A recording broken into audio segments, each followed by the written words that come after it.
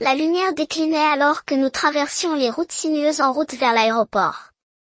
Un silence s'était installé sur le paysage, les arbres projetant de longues ombres sur l'asphalte. J'étais à moitié perdu dans mes pensées lorsqu'un cerf s'est enfui de la forêt et s'est retrouvé sur le chemin de la voiture.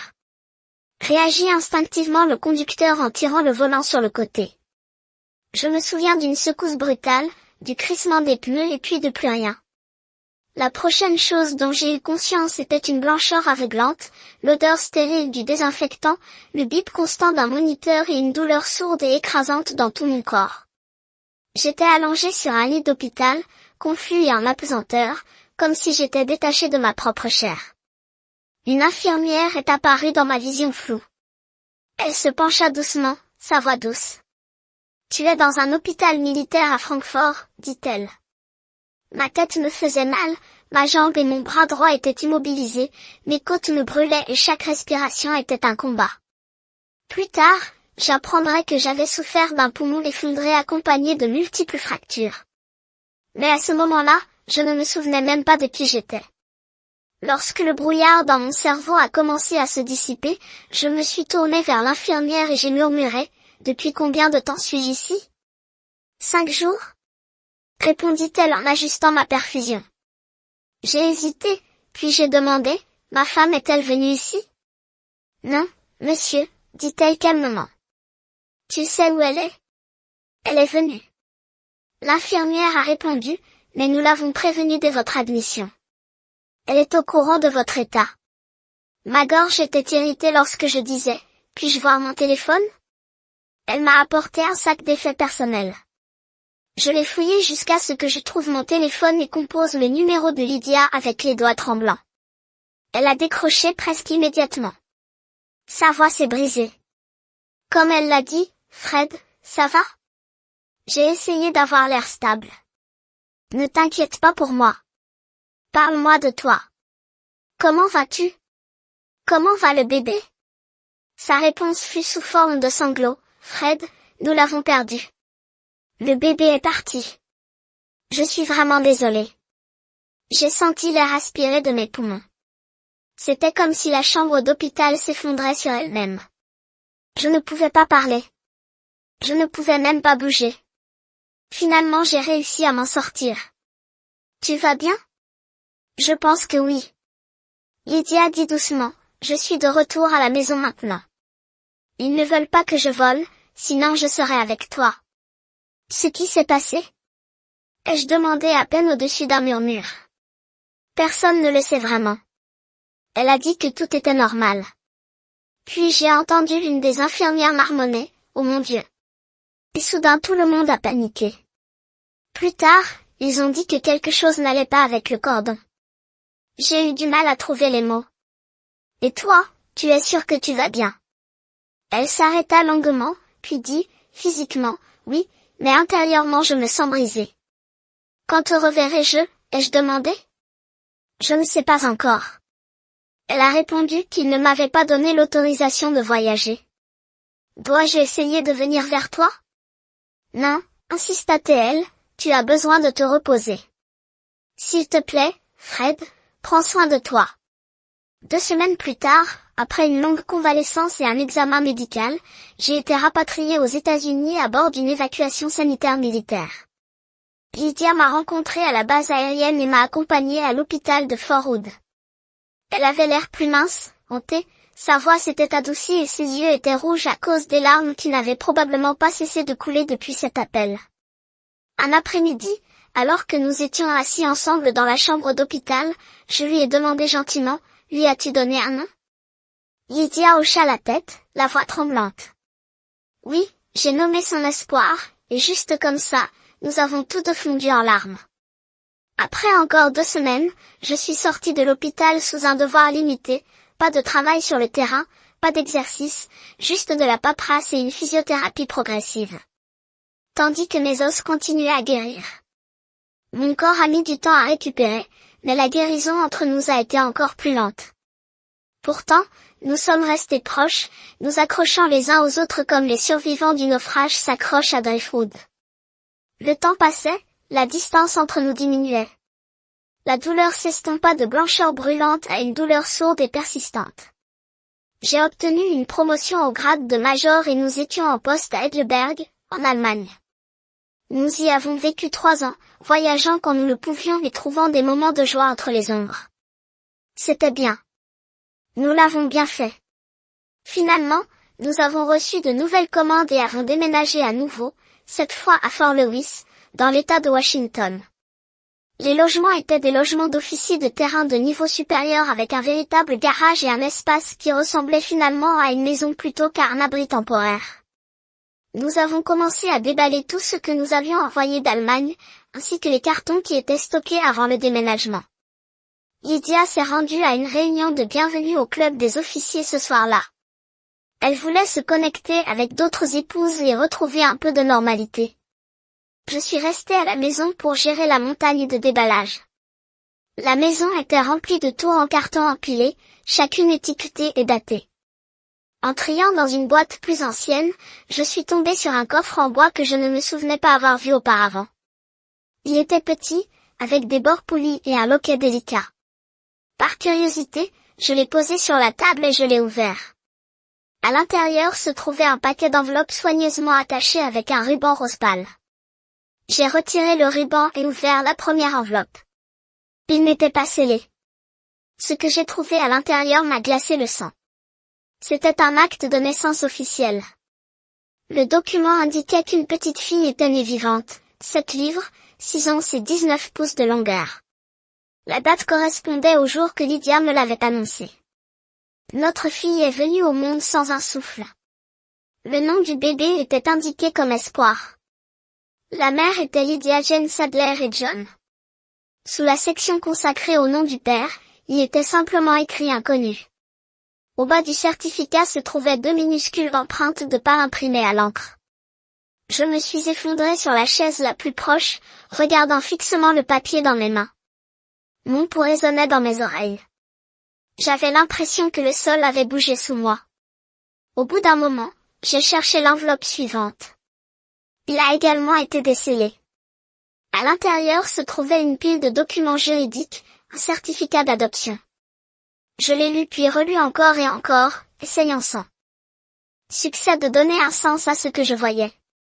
Il a déclaré qu'une petite fille nommée Hope, née de Lydia Sadler, avait été remise pour adoption.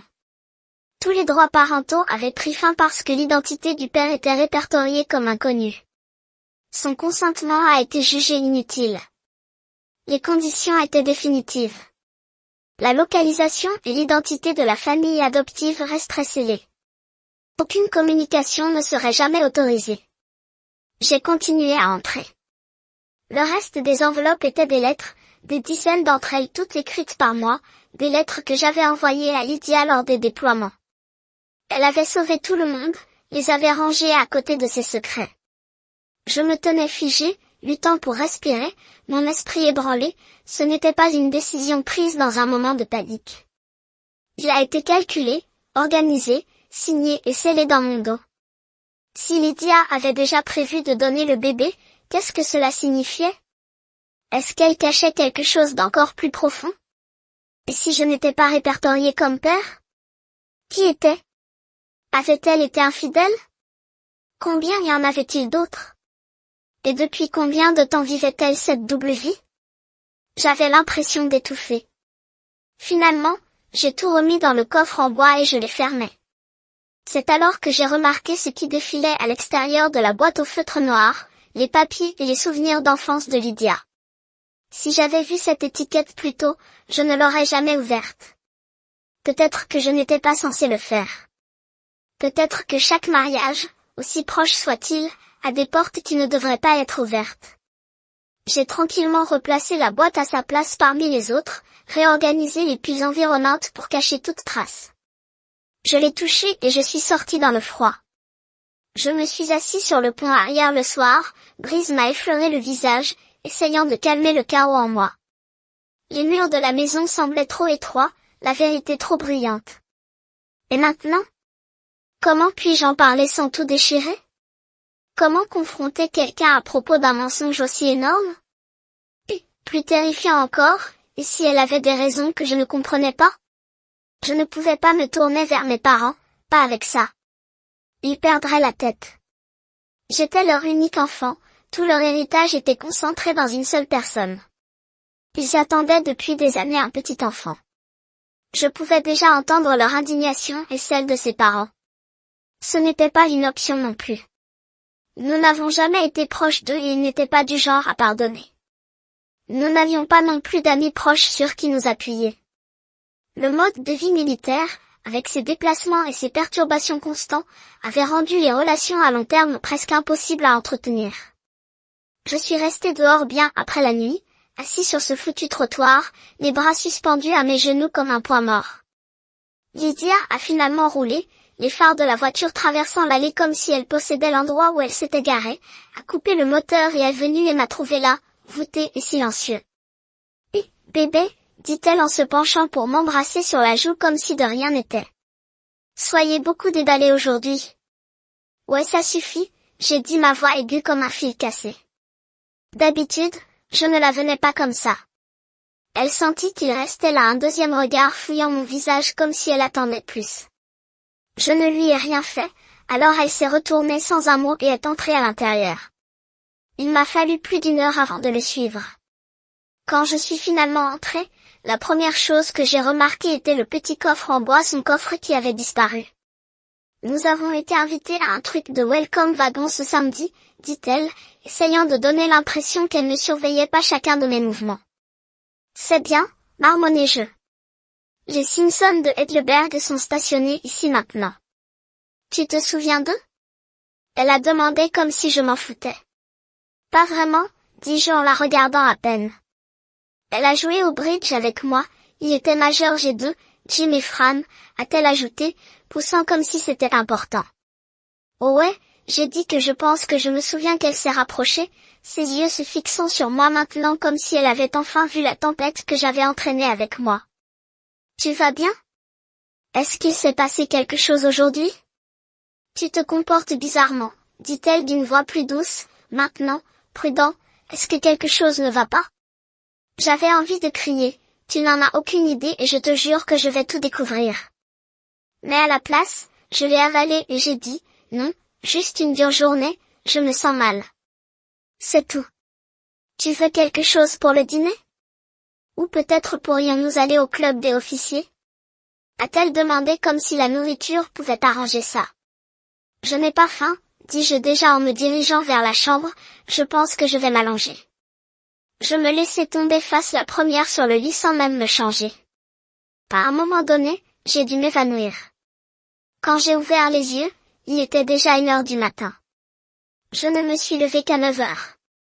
Cela n'est jamais arrivé. Je me sentais comme un étranger dans ma peau, Finalement, je me suis douchée et je suis descendue. Elle était déjà dans la cuisine en train de préparer le café pour le petit déjeuner. Elle a demandé, non merci. J'ai dit juste du café. Elle avait l'air surprise. J'ai toujours pris mon petit déjeuner. Elle s'est assise en face de moi à table et m'a regardé attentivement. Il se passe définitivement quelque chose? Dit-elle doucement, s'il te plaît, dis-le-moi, je peux peut-être t'aider. J'ai juste beaucoup de choses dans la tête, marmonnai-je. Je me suis levée, j'ai jeté le café intact dans l'évier et je me suis dirigée vers le garage. Je suis là si tu as besoin de moi, cria-t-elle. Comme je suis partie. Je me suis rendue directement au bas golf course, je me suis garée, je suis entrée dans le 19th Hall Café et j'ai commandé quelque chose que je n'avais pas mangé depuis des années, 2 œufs, du corned beef, du hachis et un café décaféiné. C'était autrefois mon petit déjeuner préféré, avant que les préférences de Lydia ne commencent à dicter ce qui arrivait dans la cuisine. Le bœuf était interdit pour elle. Mais je m'en fichais. Aujourd'hui, j'avais besoin de me rappeler qui j'étais avant tout cela. J'en ai mangé la majeure partie, puis je me suis promenée sur le pont et j'ai regardé les golfeurs terminer le 18e trou. C'était paisible. Cela m'a donné de l'espace pour réfléchir. Quand je suis rentrée chez moi, le soleil était haut. Lydia avait fait des progrès significatifs dans le déballage. La maison ressemblait davantage à une maison, mais en regardant autour de moi, tout ce que je pouvais imaginer était une petite fille, une version. de Hope de 5 ans, courant à travers ses pièces en riant. Cette pensée m'a rendu physiquement malade. J'ai à peine atteint la salle de bain à temps avant de vomir tout ce que j'avais mangé. J'étais pliée en deux, à bout de souffle lorsque j'ai senti sa main dans mon dos se détacher de moi. J'ai crié juste avant de vomir à nouveau. C'était la première fois depuis des années que je vomissais sans que l'alcool soit impliqué. La dernière fois, c'était à mon bal de promo. Quand j'ai eu fini, je suis montée à l'étage, je me suis rincé la bouche, je me suis brossé les dents. Lydia était dans le salon, une serviette devant son visage, les larmes coulant sur ses joues. Je ne me suis pas arrêtée.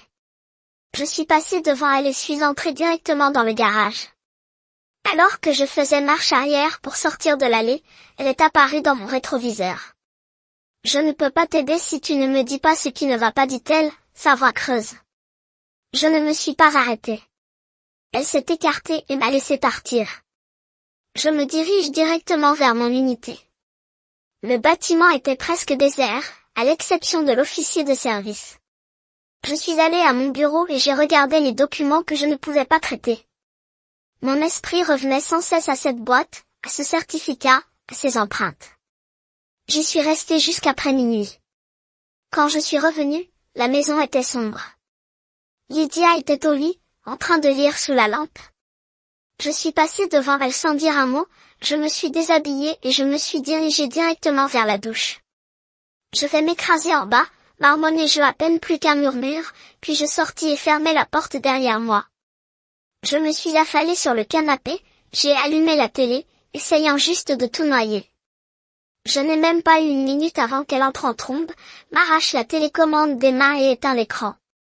Ça suffit, dit-elle en se tenant devant moi comme si elle était prête à partir en guerre, soit tu me laisses entrer, le monstre, soit tu me dis de sortir. Mais cette merde d'épaule froide. Non, tu ne peux pas me déchirer avec ton silence, comme si j'avais fait quelque chose pour le mériter. Je n'ai rien fait et je ne vais pas rester ici pendant que tu agis comme si j'étais l'ennemi. Je me suis levée, n'est-ce pas Flash, j'ai juste pris la télécommande de sa main et j'ai rallumé la télé. Bon putain de voyage, j'ai dit, glacée. Moins d'une heure plus tard, elle était partie. Elle a pris ses clés et est partie. Nous ne nous sommes jamais battus comme ça. Elle n'avait jamais menacé de s'en aller, et cette fois, elle l'a effectivement fait.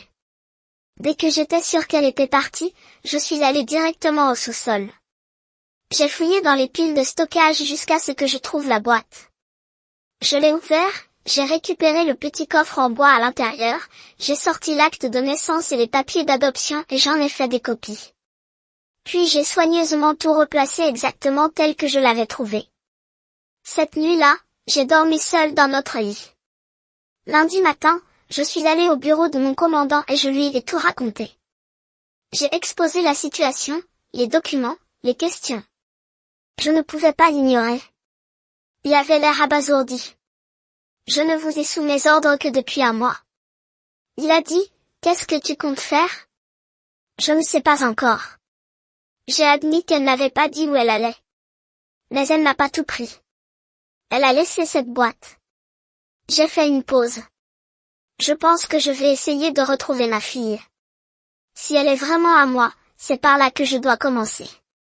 Vous réalisez que ce ne sera pas facile. Il a déclaré que les dossiers d'adoption sont strictement confidentiels. Je comprends, mais je ne peux plus compter sur elle pour me dire la vérité. Je dois le découvrir par moi-même. Puis soudain, ça m'a frappé. Oh attends, je pense que j'ai une idée. J'ai dit, puis-je prendre un jour de congé? Il hocha la tête, c'est vrai. J'ai salué, je suis sortie de son bureau, j'ai dévalé les marches et j'ai sauté dans ma voiture. Je n'avais pas de plan clair, juste un espoir soudain et urgent qui brûlait dans ma poitrine. J'ai soulevé le couvercle de la boîte de rangement et j'ai récupéré le petit récipient en bois à l'intérieur. Mes mains tremblaient alors que je l'ouvrais, renversant son contenu sur le parquet. Un seul objet est tombé, une seule tétine légèrement décolorée. Il était petit, usé et légèrement rayé. Je l'ai regardé pendant un long moment, imaginant une fois nichée dans la bouche de Hope, imaginant qu'elle aurait pu l'utiliser peu de temps avant son enlèvement. J'ai soigneusement scellé la tétine dans un sac lippé transparent, puis je suis allé en ligne et j'ai commencé à chercher un centre de test ADN à proximité. J'en ai trouvé un au centre-ville de Seattle avec de bonnes critiques et des options d'exécution rapide. Je me dirigeai ensuite vers la salle de bain, à la recherche des restes des affaires de Lydia. Les étagères étaient ours.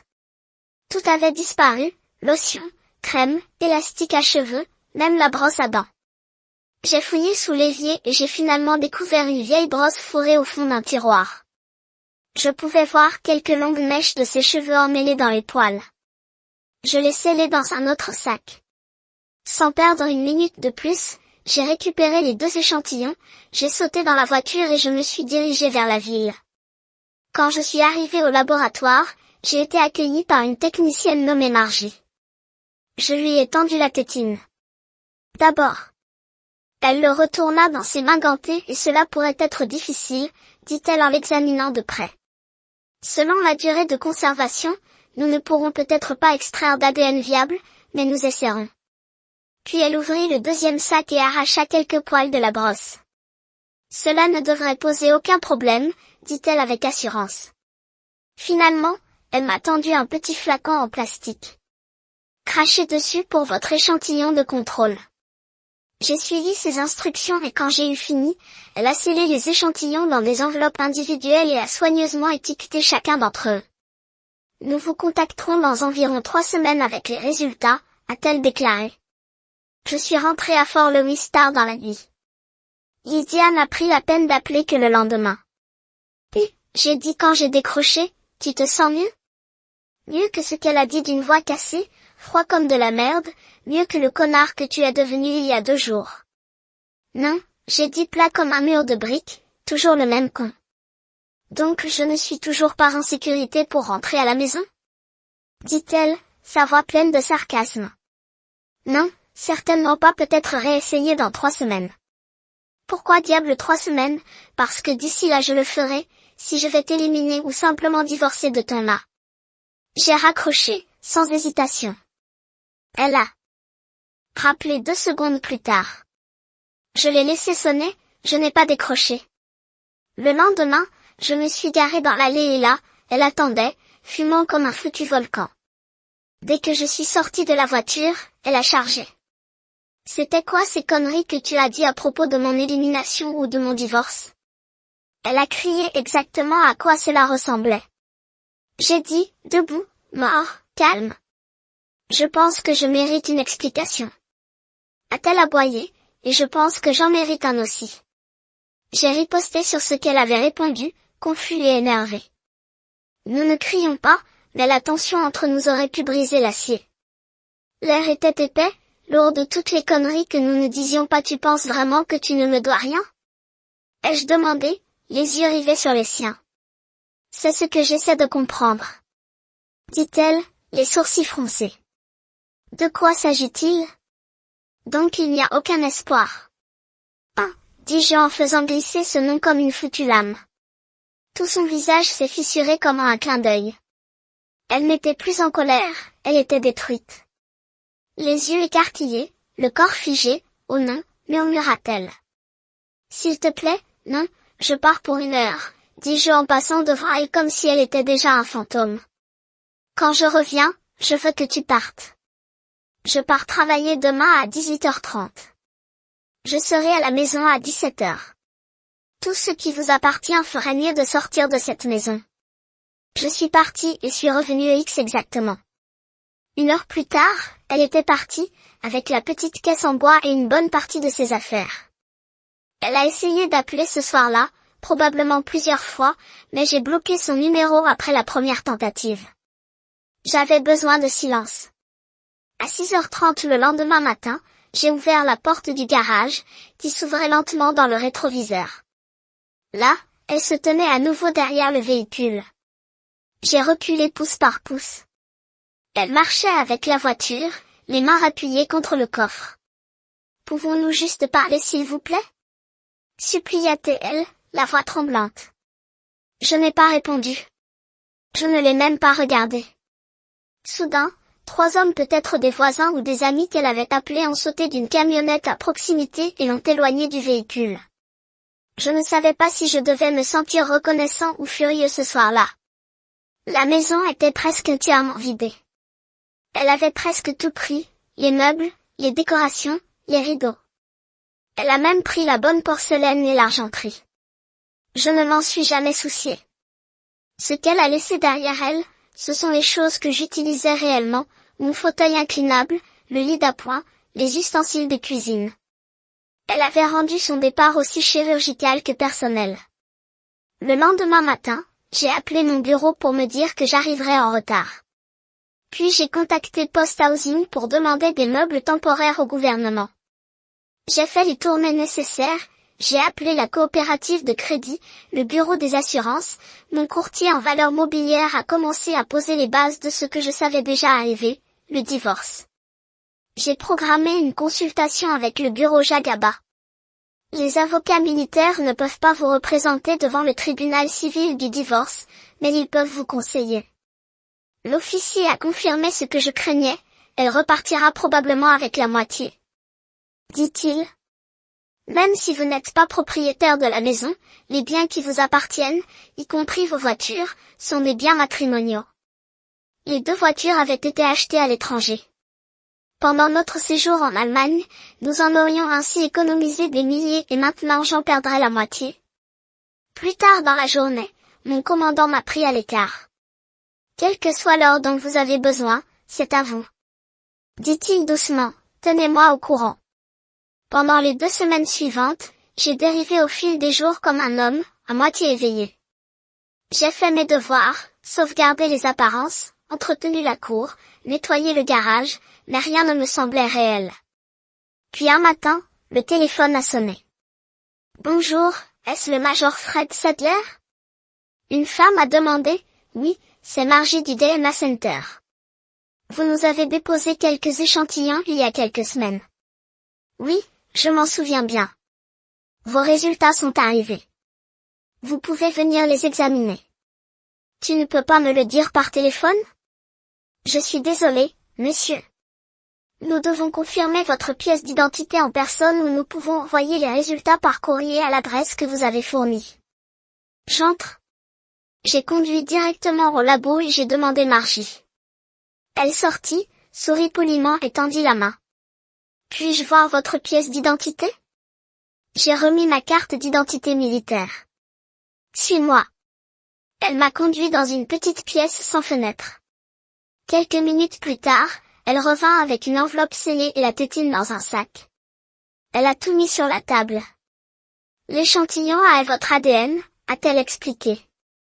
L'échantillon B est les cheveux que vous avez fournis. L'échantillon C provient de The Pacifier. J'ai hoché la tête, me préparant. Les échantillons B et C montrent une relation biologique, a-t-elle déclaré. L'échantillon A ne montre aucun rapport avec l'un ou l'autre. Je l'ai remercié, j'ai pris les papiers et la tétine et je suis sorti.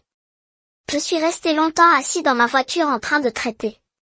Donc l'enfant était réel et elle appartenait à Lydia, mais elle ne m'appartenait pas. Un autre homme avait une fille qui l'appelait papa, pas moi. J'ai recontacté le bureau de Jag. Ils ne pouvaient pas me représenter directement, mais ils m'ont donné une liste d'avocats civils sélectionnés. J'ai appelé tous les noms, fixé 6 rendez-vous. Le 3e est resté coincé. Il était lui-même un ancien Jag. Aucune patience pour les tricheurs, peu importe leur sexe. Il a parlé avec clarté, certitude et acier dans sa voix. Il était exactement ce dont j'avais besoin. J'ai passé plus d'1 heure à tout préparer, du début à la fin, pour l'avocat. Il n'a jamais interrompu, n'a jamais regardé sa montre, il a juste écouté. Des yeux vifs, une expression qui s'assombrissait à chaque détail. Quand j'ai finalement arrêté de parler, il s'est penché en arrière et a expiré par le nez. En 45 ans de pratique du droit, il a dit Voice Lohengrin. Je n'ai jamais entendu quelque chose d'aussi froid. Ce n'est pas seulement de la malhonnêteté, c'est une cruauté délibérée enveloppée de calcul. Elle n'est pas seulement sans cœur, c'est comme si elle était née sans conscience. Malheureusement, a-t-il ajouté, le tribunal de la famille travaille rarement en faveur de l'homme, peu importe son innocence. C'est comme si le système avait besoin de le briser pour se sentir juste. Ce soir-là, En rentrant chez moi, j'ai trouvé une enveloppe qui attendait dans la boîte aux lettres. Pas de frais de port, pas de peluche. Juste une note manuscrite. Fred, 3 semaines sont écoulées, Lydia, c'était froid, clinique. L'adresse de retour, la maison de ses parents à Mechanicsburg, Pennsylvanie. J'ai composé son numéro, salut, Fred. Elle a répondu comme si nous revenions d'une conversation informelle. Je ne fais pas ça au téléphone, dis-je catégoriquement. Je ne prendrai pas non plus l'avion pour la Pennsylvanie. Alors je suppose que tu devras venir ici. Je suis là. J'ai posté cette lettre de Seattle la semaine dernière. Il y eut une pause. Je serai à la maison à 18h30. Je lui ai dit, présente-toi. Puis elle n'a plus dit un mot, elle a simplement accroché. Je n'ai pas mis la table, je n'ai pas débouché une bouteille de vin ni préparé une seule collation. Ce n'était pas une réunion, c'était un règlement de compte. Sur la table basse terne et militaire, j'ai disposé 3 documents, les résultats ADN, l'acte de naissance et les papiers d'adoption. Elle s'est garée dans l'allée à 18h20 mais n'a sonné que lorsque l'horloge a sonné exactement à 18h30, exactement comme prévu. Comme si la ponctualité pouvait annuler ce qui avait déjà été fait, je l'ai laissée entrer sans un mot, j'ai fait signe vers la chaise en face de moi et je me suis assis sur le canapé. Elle a choisi la chaise en bois, plus rigide et moins confortable, adaptée à la tension de la pièce. J'ai fouillé dans ma poche, j'en ai sorti la tétine et je l'ai tendue vers elle. Son visage s'est fissuré comme du verre sous pression. Elle a pris la tétine de ma main avec des doigts tremblants et l'a serrée contre sa poitrine comme si c'était une sacrée relique. Merci, murmura-t-elle, réussissant à peine à prononcer les mots. Puis je lui ai remis les résultats ADN. Tu sais déjà ce que ça dit. Je lui ai dit. Mais voici la preuve, juste pour que ce soit clair. Elle fit un petit signe de tête, lentement, comme si tout son corps commençait à s'arrêter. Sa main gauche tendit la main vers l'enveloppe, tenant toujours cette foutue tétine dans l'autre. Je suppose que tu es un échantillon, a-t-elle demandé d'une voix basse et cassante. C'est vrai, dis-je sans broncher. J'ai fait glisser le reste de la paperasse sur la table, propre, brutal, définitif. Elle se pencha, lut le titre en haut de la pile. Le calme qu'elle avait feint commença à se fissurer. Ses yeux se sont écarquillés, ses lèvres tremblent. Elle a mis la feuille d'ADN de côté, ses mains se dirigeant vers les papiers du divorce. Tandis qu'elle essayait de lire, les larmes coulaient, l'encre coulait. Ses doigts tremblaient alors qu'elle fouillait dans sa poche. « As-tu un mouchoir ?» a-t-elle demandé, comme si nous jouions toujours la politesse. « Non », j'ai dit froidement. C'était un mensonge. La boîte était posée juste là sur la table de nuit. Elle l'a regardé, puis m'a regardé. Elle savait que je n'avais pas bougé d'un pouce. Vous n'allez vraiment pas rendre les choses faciles. Hein, dit-elle, tenant à peine le coup. Tu as triché. J'ai dit, pas d'émotion, juste des faits. Elle fit un petit signe de tête. Pas de déni, juste de la culpabilité suspendue dans l'air comme de la fumée. Combien de fois j'ai demandé, est-ce vraiment important? Répondit-elle, la voix cassée. Non, j'ai dit. Mais je veux quand même le savoir. Un week-end, de gars. Cela n'est arrivé qu'une fois. Dit-elle, les yeux fixés sur la table, comme si elle ne me regardait pas, ça frapperait moins fort. Qui était-ce? J'ai demandé. Elle regarda le grain du bois comme si cela pouvait la sauver. Est-ce que ça change vraiment quelque chose? Marmonna-t-elle. Je pense que je mérite de le savoir, j'ai dit que je ne te le dirai pas, dit-elle doucement mais fermement. Est-ce que je le connais? Ai-je demandé à nouveau, la mâchoire serrée. Je ne vous le dis pas non plus. Dit-elle, les yeux toujours rivés sur autre chose que moi. Donc tu préfères le protéger plutôt que de tenter une dernière putain de tentative pour arranger ce mariage. J'ai riposté. Elle laissa échapper un soupir vaincu, fatigué, fini et baissa les yeux sur les papiers du divorce. Il n'y a plus rien à réparer. Elle a dit, plus maintenant. Te dire son nom n'arrangera rien, cela te mettra juste encore plus en colère. Puis expliquer la véritable trahison, dis-je d'une voix basse mais mortelle. Pourquoi diable as-tu menti à propos de notre fille? Pourquoi tu me dis qu'elle vient d'arriver et qu'elle est partie? Elle était assise là, silencieuse, comme si son poids reposait enfin sur sa poitrine. Ouais, dit-elle lentement. Vous méritez cette réponse. Elle se leva, se dirigea vers l'étagère, attrapa la boîte de mouchoirs que j'avais ignorée et la posa devant elle. Elle en prit une, s'essuya le visage, tenant toujours la tétine dans son autre main, comme si c'était le dernier morceau de son âme. Quand j'ai découvert que j'étais enceinte, j'ai paniqué. Commença-t-elle. Je ne savais pas de qui il s'agissait, du vôtre ou du sien. J'ai envisagé d'interrompre la grossesse, mais je n'ai pas pu me résoudre à le faire. Je n'arrêtais pas de me dire que c'était peut-être le tien et quand l'échographie a montré que c'était une fille, j'ai commencé à croire au mensonge. J'avais besoin de croire. Elle fit une pause, respirant de manière inégale. J'ai pensé, peut-être qu'il n'y a aucun moyen de le savoir. Peut-être qu'elle me ressemblera, peut-être qu'elle te ressemblera. Vous ne le saurez jamais. C'est ce que je me suis dit, qu'il n'y a rien particulier entre les pères et les filles et que tu l'aimerais de toute façon. Sa voix se brisa. Mais plus nous approchions de sa date d'accouchement, plus j'étais terrifiée. Et si tu la voyais et que tu savais? Puis tu as été déployée et j'ai été soulagée. J'ai pensé, d'accord, cela me fait gagner du temps.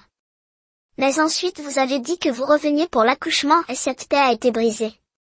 J'étais à nouveau en mode panique totale. Et si tu la voyais? Et tout s'est effondré. Elle s'essuya à nouveau les yeux et continua. Quand elle est née, ils l'ont couchée sur ma poitrine. Elle était parfaite. Elle avait des cheveux blonds doux et des yeux bleus perçants. Je connaissais la seconde. Je l'ai regardée. Elle n'était pas à toi. Sa voix se réduisit à un murmure, mais elle était à moi et je l'aimais. Mon Dieu, je l'aimais, mais je t'aimais aussi, et j'ai dû choisir. Elle baissa les yeux sur la tétine. Je t'ai choisi. Elle laissa cela en suspens pendant un moment, comme une confession qu'elle gardait depuis des années. J'ai dit à l'hôpital que je voulais la placer en adoption.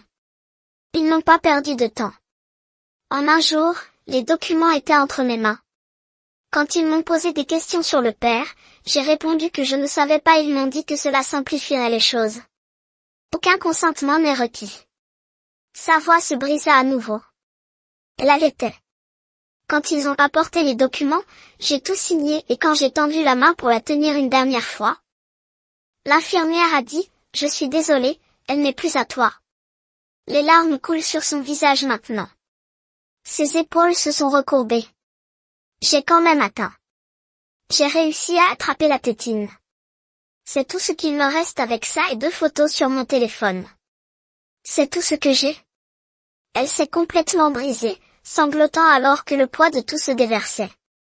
Dieu me pardonne, s'étrangla-t-elle. Je veux que ma fille revienne. Je me suis assis en face de son cœur, engourdi, incapable de dire un mot. Sa douleur était réelle, sa honte était réelle, tout comme la trahison. Au bout d'un moment, je me suis dirigée vers la cuisine, j'ai rempli un verre d'eau et je le lui ai rapporté. Elle l'a pris avec des mains tremblantes. Merci, murmura-t-elle. Finalement, elle s'est calmée. Ses sanglots se sont adoucis en reniflements. Son corps recroquevillé sur le canapé, maintenant immobile sous la couverture que j'avais drapée sur elle. Après un long silence, elle parla d'une voix rauque. Je savais que je ne pourrais pas le cacher éternellement. Murmura-t-elle. Alors je vous ai dit que le bébé était un cas de mort fétale, qu'elle avait été incinérée. C'était plus facile que de dire la vérité. Elle a levé les yeux vitreux, lorsque vous êtes rentré à la maison et n'a demandé à voir aucun document, pas d'acte de naissance, pas d'acte de décès. J'ai été surpris. Une partie de moi s'attendait à ce que tu exiges des réponses. Je ne pensais pas que je devais le faire. J'ai répondu, je t'ai fait confiance. Tu étais ma femme. Elle a fait un léger signe de tête, plus de honte que d'accord, et tu souffrais aussi. Tu venais de vivre l'enfer. Je pensais que tu ne voulais pas creuser plus profondément. Et la vie, finalement, a retrouvé un rythme. Les choses semblaient presque normales, du moins en surface, mais il manquait toujours quelque chose et avec le temps, ce vide devenait plus fort. Ses yeux dérivèrent vers la tétine posée sur la table. Chaque année, le jour de son anniversaire, je sortais l'acte de naissance et tenais cette tétine. Je trace ces petites empreintes avec mon doigt juste pour avoir l'impression qu'elle faisait toujours partie de moi. J'ai même pensé à mettre la tétine passe dans ma bouche juste pour la sentir. Il y avait encore un peu de lait maternel séché dessus. Je ne pouvais pas supporter de perdre ça. Elle détourna soudain le regard, ne regardant plus rien. Mais maintenant c'est parti, dit-elle, sa voix s'élevant de panique. Ils ont dû l'avoir gratté lors du test ADN. Ses yeux se sont fixés sur les miens, sauvages et creux. Oh mon Dieu, Alta-TL. C'est parti. Elle m'a regardé comme si j'avais volé quelque chose de sacré. Tu lui as pris du lait, siffla-t-elle. C'était la sienne. Tu as pris la dernière chose qu'il me restait. Elle s'effondra sur le sol, s'effondrant sur elle-même, ses cris violents et crus. Je restai là un moment, stupéfait, ne sachant pas quoi faire. Puis je me suis penché doucement, je l'ai soulevée et je l'ai ramenée sur le canapé. Je l'ai recouverte à nouveau et j'ai quitté la pièce. Je ne pouvais pas supporter de la voir s'effondrer, mais je ne pouvais pas non plus la laisser comme ça. Alors je me suis retirée dans ma chambre. Je n'ai pas dormi, les heures ont passé. Minuit allait et venait. À un moment donné, j'ai entendu la porte de la salle de bain s'ouvrir, puis le doux bruit de la chasse d'eau. Je suis descendue. Elle était assise bien droite sur le canapé enveloppé dans la couverture, les yeux rouges mais calmes. Tu veux du café? Ai-je demandé doucement. Elle hocha la tête, oui, s'il vous plaît. Elle m'a suivi dans la cuisine et s'est assise au comptoir pendant que je préparais la marmite. Quand c'était prêt, je lui ai tendu une tasse. Elle a bu une gorgée et m'a fait un faible sourire. Je suppose que j'ai un peu paniqué, n'est-ce pas? On pourrait dire ça. J'ai répondu. Nous sommes restés assis en silence pendant un moment. On veut une recharge? J'ai demandé, oui, merci. J'ai versé une autre tasse. Où séjournes-tu? Un motel juste à côté du poste. Elle a dit que tu étais là depuis 3 semaines. Non, je passais la plupart du temps avec mes parents. Ils ont payé le voyage. Savent-ils ce qui s'est réellement passé? Elle secoua la tête. Non, j'ai menti, je leur ai dit que nous traversions une période difficile, que j'avais besoin d'espace. Ils pensent que je suis revenue pour essayer d'arranger les choses. Elle n'a rien dit d'autre. Au lieu de cela, elle se leva, se dirigea vers la table basse, sortit un stylo de son sac, se rassit, sans un mot, signa les papiers du divorce. Elle n'a même pas jeté un coup d'œil au terme. Puis elle a ramassé ses affaires et est sortie. Je suis restée là quelques instants avant de rassembler tranquillement les tasses de café. J'ai nettoyé et je me suis couchée. Quand je me suis réveillée, c'était dimanche matin tard. La maison était silencieuse. J'ai passé la journée seule, laissant mes pensées courir jusqu'à ce qu'elles commencent enfin à ralentir. Lundi, j'ai apporté les papiers signés à mon avocat et ils ont été officiellement déposés. Je suis également allée voir la régie du logement et leur ai dit que je voulais quitter mon poste. J'ai besoin de m'éloigner de tout. 6 mois se sont écoulés, le divorce a été finalisé. Lydia ne s'est jamais présentée au tribunal. Elle n'a pas déposé de réponse, n'a rien contesté. Elle est repartie avec seulement sa voiture et tout ce qu'elle avait emporté. Lorsqu'elle a quitté la maison, une copie du jugement final a été envoyée par courrier à l'adresse de ses parents en Pennsylvanie. Je n'ai jamais eu de réponse. J'essayais de ne pas penser à elle, mais une question me hantait comme un fantôme. Je ne pouvais pas bannir. Qui était l'homme avec qui elle avait eu Chied? Elle ne m'a jamais dit que son nom, ne m'a jamais expliqué comment c'était arrivé ni pourquoi. Ce qui faisait le plus mal n'était pas l'affaire, ce n'était même pas la grossesse, c'était le secret, le fait qu'elle le protégeait, qu'elle choisissait le silence plutôt que l'honnêteté. Juste un week-end, avait-elle dit, mais ce week-end avait tout brisé. Heureusement, le travail est devenu mon point d'ancrage. Le rythme était implacable et je me suis penchée dessus. Pas de temps pour s'attarder, pas de place pour que l'amertume prenne racine. Je ne suis pas sortie avec quelqu'un, je n'ai pas eu de relation sociale, j'ai juste fonctionné. La seule fois où je me sentais à nouveau humain, c'était une fois par semaine, lorsque je rejoignais le Major George Johnson et sa famille pour le dîner. Ils étaient tout. Une famille militaire aspirait à être un mari, une femme, 2 enfants, 2 voitures en état de marche, une cuisine qui sentait la maison. Bien sûr, ils ont déménagé, souvent comme nous tous, faisant et déballant toujours leurs bagages, inscrivant les enfants dans de nouvelles écoles chaque année. Ce n'était pas facile, mais ils ont fait en sorte que ça marche. George et Mara étaient mariés depuis 12 ans. Leur fils avait 10 ans, leur fille 8 ans. Je ne savais pas à quoi ressemblait la normale, mais ils semblaient assez proches. Un soir, après le dîner, George et moi sommes restés éveillés à discuter. La conversation a dérivé vers les TDIS, les missions temporaires.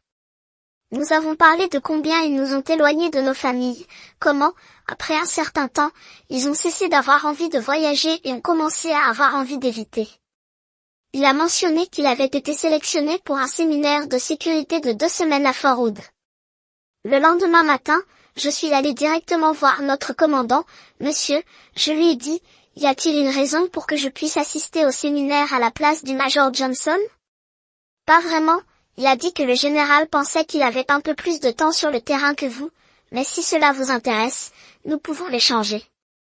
J'ai dit que c'était leur anniversaire. Laissez-les le passer ensemble. Le commandant Harry, il ne savait pas que vous aviez un côté romantique, Major Sadler. 2 semaines plus tard, j'étais de retour à Fort Hood, l'endroit même où Lydia avait donné naissance à sa fille. C'était étrange d'être de retour, comme de traverser de vieilles blessures. Mais le séminaire était décontracté. Nous avons été répartis en équipes pour un projet collaboratif, 18 agents. Lorsque les groupes ont été formés, 2 d'entre nous n'ont pas été affectés. C'est comme ça que j'ai rencontré le Major Case Franklin. Il était stationné à Fort Wright en Alaska, la base la plus froide de l'armée. Mais cela ne le dérangeait pas, le froid disait que cela lui donnait de la concentration. Il était brillant, surtout avec la technologie. Nous nous sommes intégrés instantanément, avons surpassé tous les autres groupes sans même pleurer. Nous avons dû ralentir juste pour laisser les autres suivre. Ce vendredi-là, nous avons déjeuné au club des officiers. Quelque part entre les hamburgers et le café que Case a ouvert. J'ai trompé ma femme, dit-il. Soudain, elle m'a quitté, a emmené les enfants. Maintenant, elle est avec un civil et il l'appelle papa. Les mots tombèrent lourdement. Je connaissais cette douleur exacte, et soudain je ne me sentais plus aussi seule. À la fin du déjeuner, j'ai finalement partagé mon histoire avec Case, tout, des mensonges au test ADN, en passant par les questions sans réponse et le besoin persistant de tourner la page. Quand j'ai fini, il m'a juste regardé avec incrédulité. « Et tu ne sais toujours pas qui était ce type ?» demanda Case en se penchant en avant. « Non, » j'ai répondu. Elle ne me l'a jamais dit. Pas un nom, pas une allusion. Tout s'est passé ici à Hood, il a dit, ouais, j'ai hoché la tête il y a 5, peut-être 6 ans. Tout ce que je sais, c'est qu'il avait les cheveux blancs et les yeux bleus. C'est littéralement cela. Case se leva brusquement. Allez, il a dit qu'on allait faire un tour en voiture. Il nous a emmenés directement au centre Manpower. C'est par là que chaque personne, militaire ou civile, liée à Fort Hood, finit par passer. Une fois à l'intérieur, il m'a conduit directement à un bureau. Au fond, le nom inscrit sur la porte indiquait Madame Lucy Ely. Avant que je puisse demander quoi que ce soit, la porte s'est ouverte. Une femme dans la soixantaine est sortie avec un sourire chaleureux et a serré Case dans ses bras. « Case, mon garçon. » dit-elle joyeusement. « Tante Lucy. » dit Case en souriant alors qu'il reculait. « Je veux que tu rencontres quelqu'un d'important, Fred Sadler. » Elle s'est tournée vers moi. Sa poignée de main chaleureuse et ferme, « Fred, si heureux de te rencontrer. » Elle a dit, « Ravi de vous rencontrer aussi. » Répondis-je, remarquant son calme, sharp énergie. Je suis tante Lucy pour tout le monde. Ajouta-t-elle avec un clin d'œil, cela rend la vie plus simple. Case n'a pas perdu de temps. Tante Lucie, nous essayons de retrouver quelqu'un qui aurait pu être en poste ici il y a environ 6 ans. Cheveux blancs, yeux bleus, homme, peut-être militaire. Elle haussa un sourcil. C'est ça. Demanda-t-elle avec une touche d'humour dans sa voix. Pas de nom, pas de grade, pas de département, n'ayez crainte. Dit Case. Elle m'a regardé avec curiosité. Fred Sadler, vous étiez ici avec votre femme. J'ai hoché la tête, oui, nous étions stationnés ici ensemble. Case m'a jeté un coup d'œil et a ajouté ce que je n'ai pas mentionné. Tante Lucie a dit Sam. J'ai regardé entre eux. Vous voulez dire une mémoire autobiographique hautement supérieure. C'est exact. Kay a dit que c'était un état d'être. Lucie ajouta son ton, à la fois factuel et rit, ou une malédiction, selon le jour. P. a plaisanté Case, très peu de gens l'ont. Continua-t-il, mais tante Lucie est comme la banque de mémoire vivante de Fort Hood, surtout en ce qui concerne le personnel. Je me suis tournée vers elle, pour que tu te souviennes de tout, elle a hoché la tête. Tout ce qui m'est arrivé personnellement, les visages, les fichiers, les voix, les mots, tout reste. J'ai expiré. C'est incroyable. Comment faire de la place pour tout ça? Personne ne le sait. Elle a répondu. Mais le plus dur, ce n'est pas de se souvenir, ce n'est pas d'oublier. Je me souviens de chaque moment de joie et de chaque chagrin. Cette partie peut vous entraîner, si vous le permettez. Je peux imaginer. Dis-je doucement. Kay s'est retourné chez Fred à la recherche de quelqu'un qui aurait pu être impliqué avec sa femme à l'époque. Mais tout ce qu'il a, ce sont des cheveux blancs et des yeux bleus. Lucie laissa échapper un rire. Pas de hauteur, pas de carrure, pas même une vague description du devoir, rien, j'admis désolé. Elle secoua la tête, amusée. C'est à peine suffisant pour travailler. J'ai rencontré des centaines, voire des milliers de gars avec ce look. Mais donne-moi un peu de temps. Je vais vérifier auprès de quelques personnes, peut-être que quelque chose clique. J'ai hésité. Tu penses que c'est important maintenant? Lucie m'a regardé sérieusement. Si ça te hante toujours, Fred, alors oui, c'est important. Case m'a fait un subtil signe de tête, puis a dit à Lucie, nous apprécions tout ce que vous pouvez trouver. Elle fouilla dans son tiroir et griffonna quelque chose. Laissez-moi prendre vos 2 numéros. J'appellerai si quelque chose me vient à l'esprit. 2 jours plus tard, le téléphone de Case a sonné. Il répondit et passa l'appel sur le haut-parleur. La voix de Case Lucie retentit. J'ai pensé à cet homme. Vous avez posé des questions sur la chance? Case a bien demandé, Lucie a dit que je ne me souvenais d'aucun soldat ou officier aux cheveux blonds et aux yeux bleus qui aurait correspondu au bon âge ou au bon moment. Mais je connais 2 civils qui travaillaient au bureau du génie de la poste. Il y en a un depuis le début des années 90 trop vieux, je pense. L'autre est ici. Depuis environ 10 ans. Il supervisait autrefois la division de plomberie, mais il est désormais en charge des projets de construction. Non, Case a demandé à Kurt Weber. Lucie a répondu, yeux bleus, cheveux blancs, fin de la trentaine. Maintenant, je suppose qu'il correspond au profil plus que quiconque. Il y a d'autres gars avec ce look en poste, mais aucun ne semblait correspondre et je n'ai pas essayé de rappeler quelqu'un vivant hors de la base. Je pensais que Fred n'aurait pas eu le temps de s'approcher de nombreux civils. Merci, tante Lucie. Case a dit à tout moment, chérie. Elle a répondu. Puis a mis fin à l'appel. Case s'est tourné vers moi. Tu veux le vérifier? J'ai lentement hoché la tête. Ouais, j'ai besoin de savoir. J'ai besoin de voir Case anticipant déjà. Il a repris le téléphone. Allez, prends son adresse. Il a rappelé Lucie. Y a-t-il une chance que nous puissions obtenir les coordonnées de Weber? Bien sûr, elle a dit que j'avais le répertoire civil ici. Quelques instants plus tard, elle l'a lu. Case est parti. Tu es la meilleure tante, Lucie. Je te dois le dîner. À 15h45 cet après-midi-là, nous étions assis dans sa voiture de location devant le bâtiment de l'ingénieur du poste et nous attendions. Nous n'avons pas eu à attendre longtemps. Un homme grand et propre a émergé du bâtiment, épaules larges, confiantes, foulées, teint beige, cheveux blancs parfaits. Il ressemblait exactement au genre de gars à qui vous ne faisiez pas instinctivement confiance. Il est là, marmonna Case. Nous l'avons fait à distance, en attendant de ne pas nous rapprocher. Il a ramené directement à la maison. Un quartier résidentiel haut de gamme, rien de flashy. Nous nous sommes garés à un demi-pâté de maison, juste assez près pour regarder. Il ne l'a pas laissé à nouveau, mais sa femme, qui nous supposions était sa femme, était à l'extérieur dans le jardin. 3 enfants avec des cheveux blancs assortis ont joué sur la pelouse. Case se tourna vers moi. Vous êtes sûr de vouloir passer avec cela? Vous n'avez pas besoin de rester, dis-je tranquillement. Il secoua la tête avec un sourire. Est-ce que vous plaisantez? C'est génial. Je suis assis ici en pensant aux moyens de faire transpirer ce type.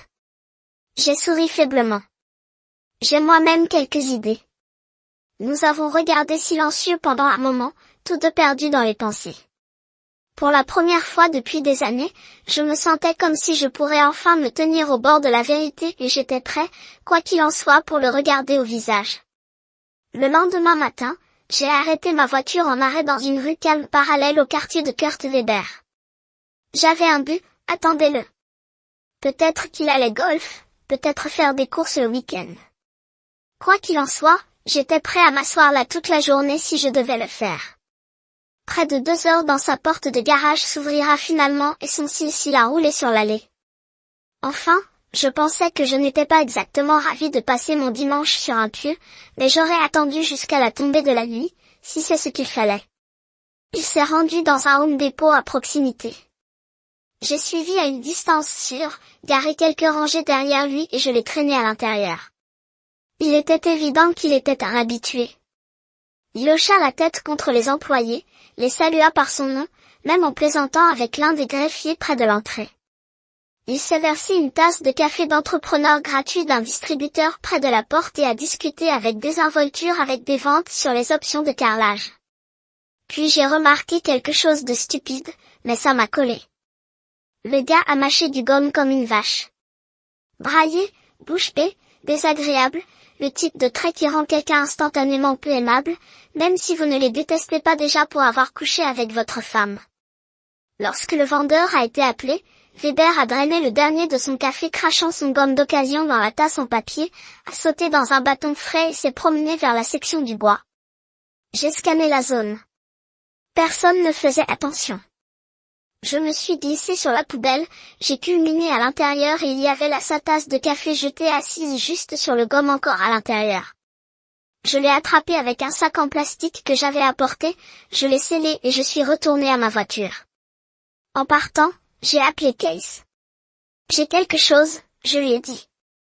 Il gloussa bien, parce que j'ai quelque chose de mieux. Vérifiez ici. Quand je suis retourné au boc, Case ressemblait à un enfant le matin de Noël. Il a agité une pile de dossins à Méou, allant vouloir s'asseoir pour cela, a-t-il dit. Je suis tombé sur la chaise. Il m'a tendu les papiers. Qu'est-ce que je regarde, ai-je demandé. Il a pointé la feuille supérieure. C'est son nain, son nouveau nain, espère. J'ai regardé la page, Sarah Randolph, ai-je demandé, ma voix attrapant. Case sourit.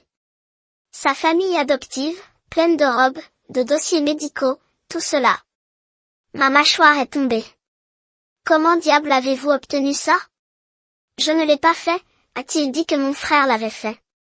Il va bien, disons qu'il a certaines compétences.